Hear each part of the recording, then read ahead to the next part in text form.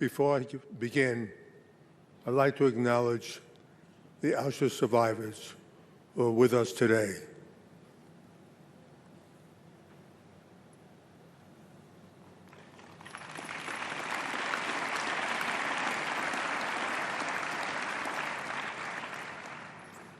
And the leaders of more than 50 countries, royal families, and heads of state who came here today to honor the memory of those who died here. Thank you.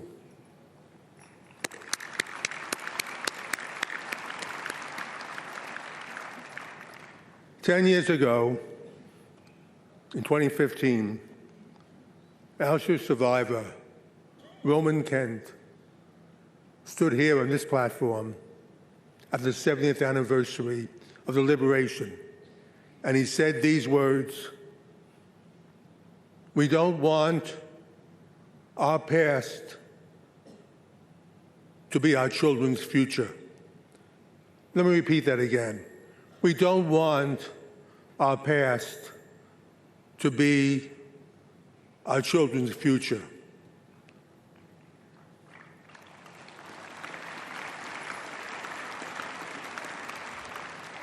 Roman Kent died 6 years later, but his words haunt us today, because if Roman Kent were here and saw what was happening to the Jewish people around the world in 2025, he would cry. It's hard for us to believe what we see today, the sudden violence of hatred against Jews, the singling out of the one Jewish state with huge demonstrations shouting anti-Semitic slurs everywhere. This is hard for us to watch, any of us, but I cannot imagine what it must be like for the almost 50 survivors here who are with us today.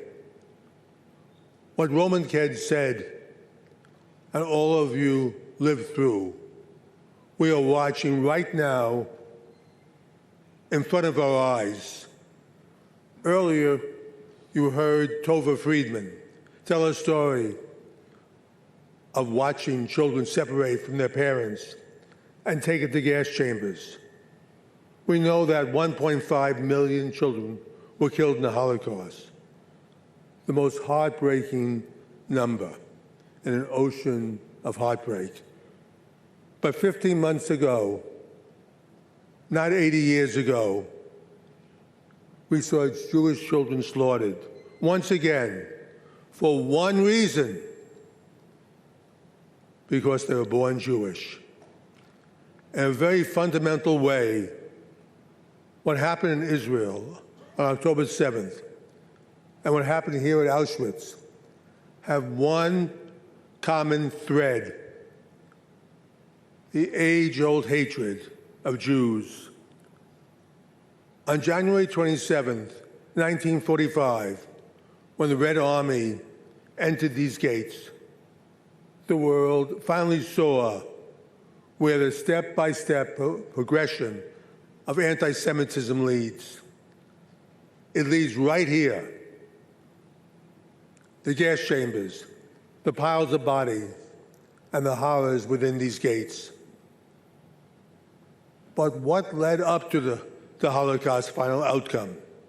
It began slowly, first when Jews were singled out in universities, excluded from jobs, with boycotts and attacks in the media. Yes, it began slowly, and then it happened all at once.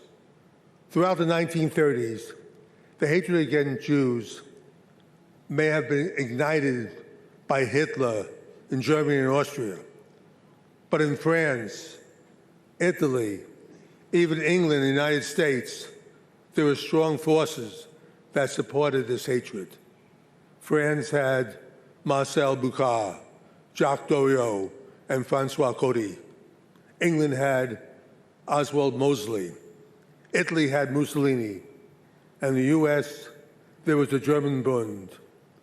Henry Ford was a huge anti-Semite, as were Father Conklin, and believe it or not, even Charles Lindbergh. Today, we see eerie parallels throughout the world, throughout Europe, North America, even Australia. Jewish students have been singled out and threatened in universities. Today, Jewish professors have been fired. Today, Jewish children have been told to hide any outward signs of being Jewish. Today, there are mass demonstrations against Jews. Today, we see vile comments all over social media. Need I remind you, this is not 1933 or 1939. This is 2025. The hatred of Jews had its willing supporters then, and it has them now. You can't be Jewish or non-Jewish and not be concerned with what you see all around us today. But here, at these gates, we are forced to face one great question when we tell the story of Auschwitz. Everyone knows what happened here,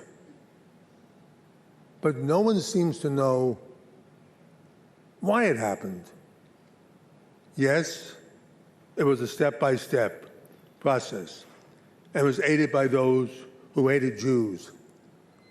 But it was advanced by the indifference of people who thought they were not affected by anti-Semitism because they were not Jewish.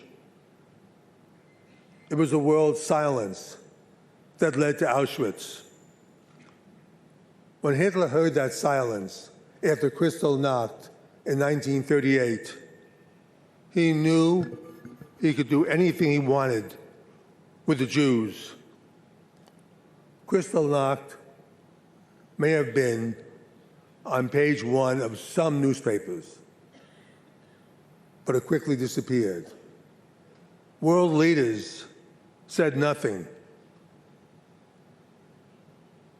On my first visit here at Auschwitz, I was accompanied by a famous survivor, Elie Wiesel. We were walking away from the gas chambers, and the sun was setting. Elie paused for a moment, and then he said something I will never forget. You know, he said, most people think the opposite of love is hate. It's not. It's indifference. Today it's the same story. Silence, indifference, and the exception of this hatred. So today, all of us must take a pledge to never be silent when it comes to anti-Semitism, or for that matter, any other hatred. These lessons for Auschwitz are not just for Jews, they're for the entire world.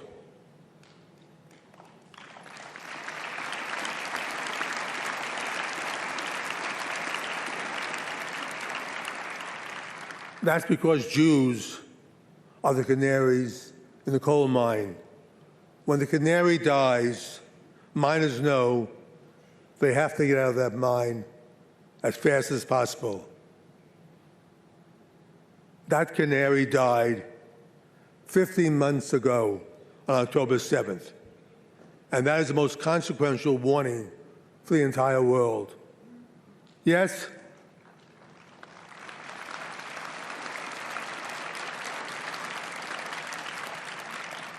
yes, Hitler went after the Jews first.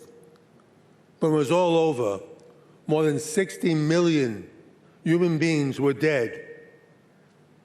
And this continent lay in ruins.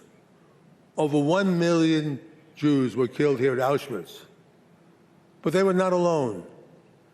70,000 Polish Christians who thought they might be safe were also murdered right here, along with the others. When I spoke here 5 and 10 years ago, I talked about the horrors that Jewish survivors lived through. But I always spoke about it in the past, It never occurred to me that this could happen again. Of course, I'm not talking about gas chambers, but attacks on the Jewish people, the boycotts, the targeting, the exclusion could not be more real. And yes, they are really happening. But here is a crucial point. These attacks are not just targeting Jews. They are attacking Judeo-Christian beliefs, which is the bedrock of Western civilization. When we hear the chants like globalized intifada or death to Israel, what they are really saying is death to Western civilization. How do you stop this? Today, we have a generation that is led by social media, indoctrinated by activist teachers, and aided by a complacent population. They're complacent because they don't see it as their problem. But please believe me, it is all of our problems. Today in the U.S., 87% of Americans 30 and over fully support Israel's right to exist, just as every other country has exactly the same numbers.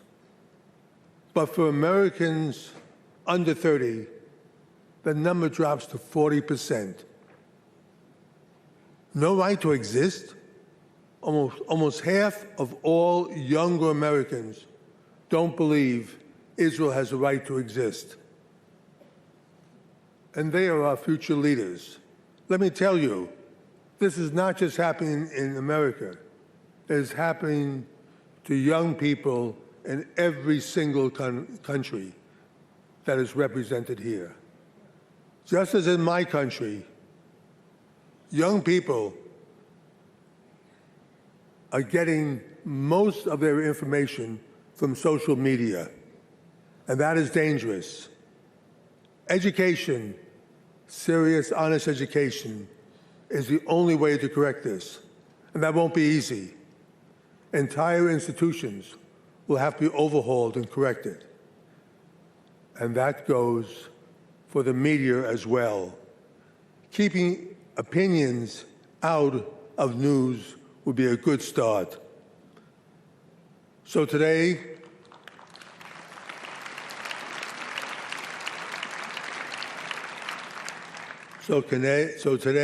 I cannot stand here and look at these survivors and say that everything is okay, as I have in the past, because everything is not okay.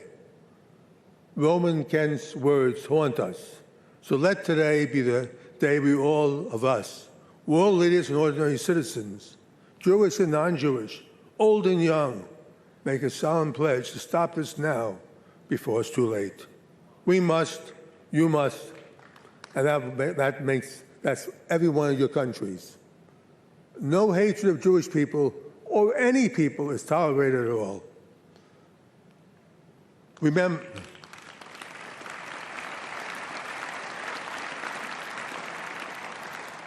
it wasn't just Jews that died here. In fact, every single prime minister, president, king here today lost millions of their own countrymen in a war to defeat this hatred. 80 years ago, millions of young men gave up their lives so these gas chambers were turned off forever. That means millions of young men, I should say women, never had the chance to live out their lives, to fall in love, to have families, to do good work, to watch their children grow up. They gave up everything so we would live in a free and safe world. More than 60 million human beings died, 6 million of them Jews. We will never know what the world lost in all these deaths, the cures for disease, the great works of art, music, and literature. So much is lost with each life that was extinguished.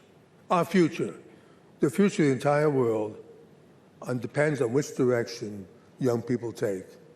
They have a choice to go on the old road of hatred once again, or they can summon up the courage to stand up these hatreds swirling around them. All of us have a choice as well. We can leave here and go back to our 50 different countries and assume it's not our problem. Or we can leave here united in our determination to stop this hate rising up in our world, united in our determination to guide our young people in the right direction, united as one.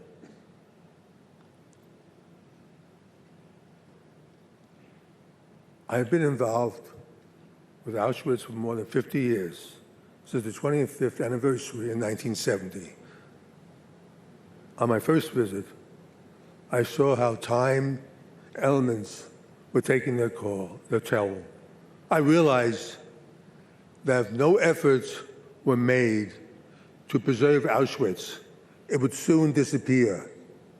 So I took it upon myself to start that process, to make sure that Auschwitz would stand for all time as the strongest lesson for all humanity.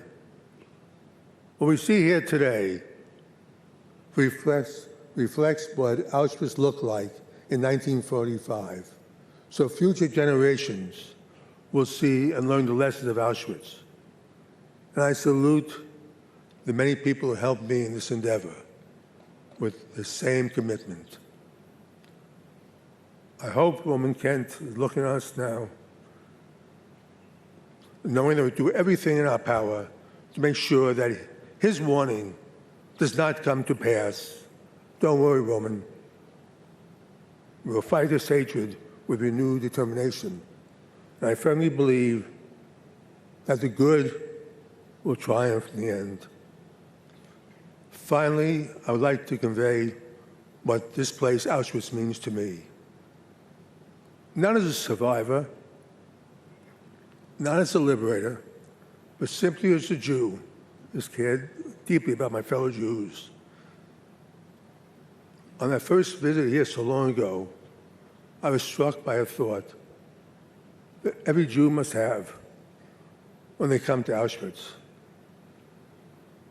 What if I'd been born in Budapest in 1944, where my grandparents came from, instead of New York, where they settled? What would have happened to me? You all know the answers to that question. I feel a deep personal connection to this place, this platform where over 1 million people arrived. I was drawn to this place. I try to come here as often as possible. Every visit, I would always stop at the train station on Avinshin and buy flowers. And then I would find a rock, and I would lay the flowers at the tombstone out there. I would put the rock on top of the memorial that many of us have done for more than 1 million men, women, and children whose souls swirl around us. I would say a special prayer, the prayer you know. I felt then and I feel now. I tie to each one of them. It's hard to explain, but it's profound, and it's a major part of who I am. I've spoken here in past commemorations. Today, I must be realistic.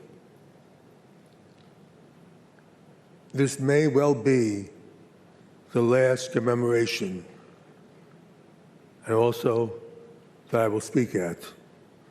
But I leave today with the understanding I did my best. I did my utmost to be worthy of the memory of all those who were lost there. I tried my best.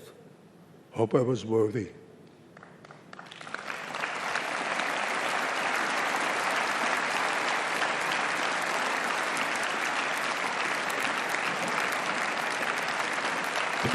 God bless the memory, and God bless all of you. Thank you.